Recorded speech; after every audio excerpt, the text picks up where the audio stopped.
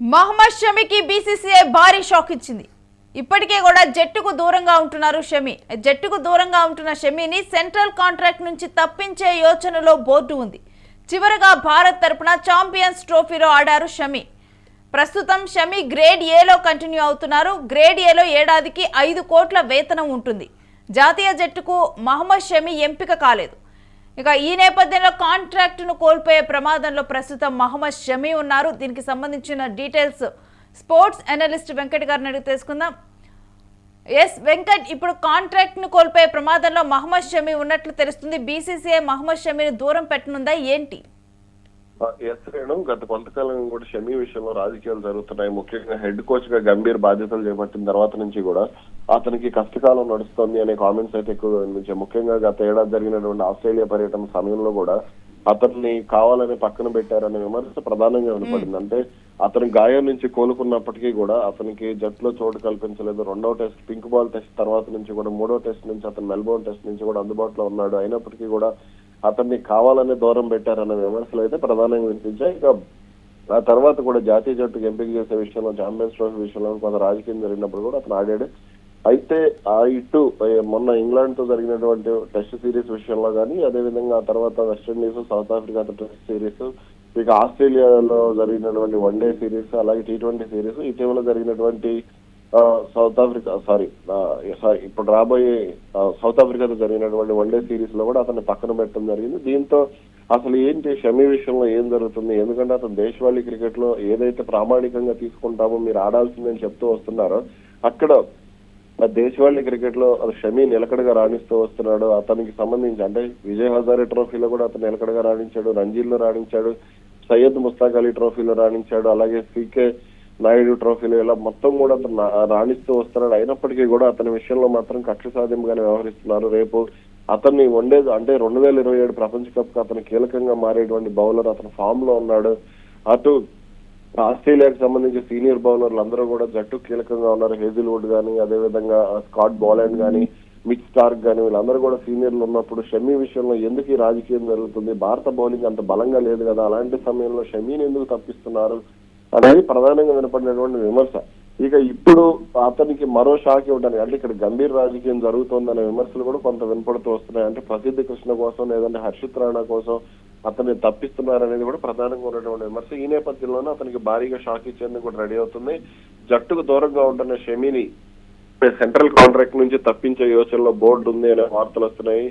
ప్రస్తుతం గ్రేడ్ ఏలో షమీ ఉన్నాడు. గ్రేడ్ ఏలో ఉన్న వాళ్ళకి 5 కోట్ల వరకు వేతనం ఇస్తూ ఉంటారు. ఇక జాతీయ జట్టుకు ఎంపిక కాకపోవడంతో అతను కాంట్రాక్ట్ కూడా కోల్పోయే అవకాశం ఉంది అనే వార్తలు వస్తున్నాయి. అయితే న్యూజిలాండ్ తో ఈ వన్డే సిరీస్ కు జట్టుని ఎంపిక చేసే సమయంలో మరి అతని పేరుని పరిగణలోకి తీసుకుంటారా లేదా అనేది కూడా కొంత చర్చనీయాంశంగా మారింది. ఎందుకంటే హర్షిత్ రాణాను ఈ వన్డే సిరీస్ కు పక్కన పెట్టాలి అనే కామెంట్స్ కూడా వినపడుతున్నాయి. ఇటీవల అతను బోర్డు పెద్దలతో కూడా కొంత సంప్రదింపులు జరిపాడు. తన మీద కావాలని కక్షపూరితంగా వ్యవహరిస్తున్నాడు చీఫ్ సెలెక్టర్ అజిత్ అగర్కర్ అనేది కూడా కొంత వినపడినటువంటి విమర్శ. ఈ నేపథ్యంలోనే అటు బోర్డు కంప్లైంట్ చేయడానికి ముంబైలో రోహిత్ శర్మను, విరాట్ కోహ్లీని కూడా కలిసేదన్న వార్తలు వచ్చాయి. మరి ఇతని విషయంలో ఏం జరగబోతుంది ఏంటనేది చూడాలి. రైట్.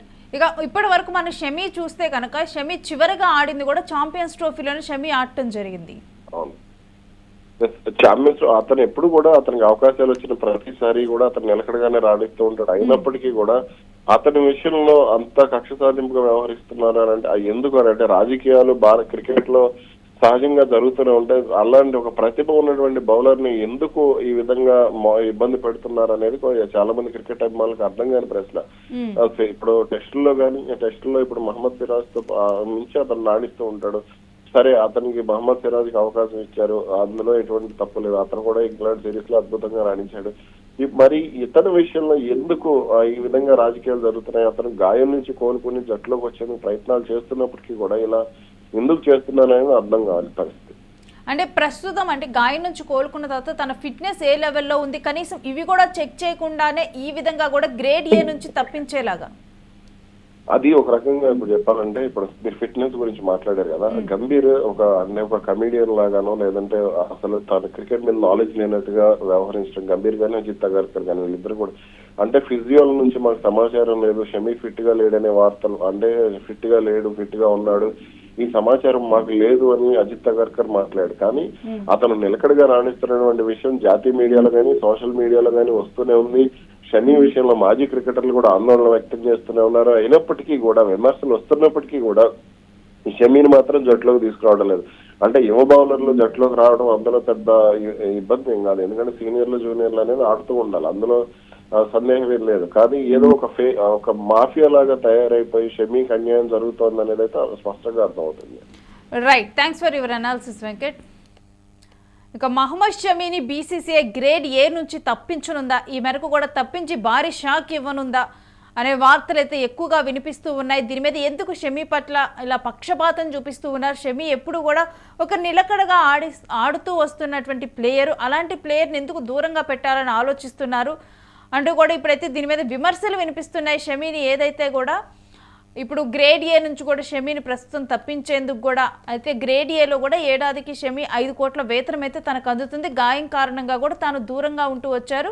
జాతీయ జట్టుకు మహమ్మద్ షమీని ఎంపిక చేయలేదు, కావాలని చెప్పి దీని వెనక అంటే క్రికెట్లోకి పాలిటిక్స్ ఎంట్రీ అయ్యాయి. మొత్తం కూడా ఒక పాలిటిక్స్ చేస్తూ కూడా కొంతమంది ప్లేయర్స్కి ఎక్కువ ప్రయారిటీ ఇవ్వటం, కొంతమందికి ఇవ్వకపోవటం, కనీసం షమీ ఫిట్గా ఉన్నారా లేదా ఏ అంశాలు కూడా వాళ్ళకి తెలియదు.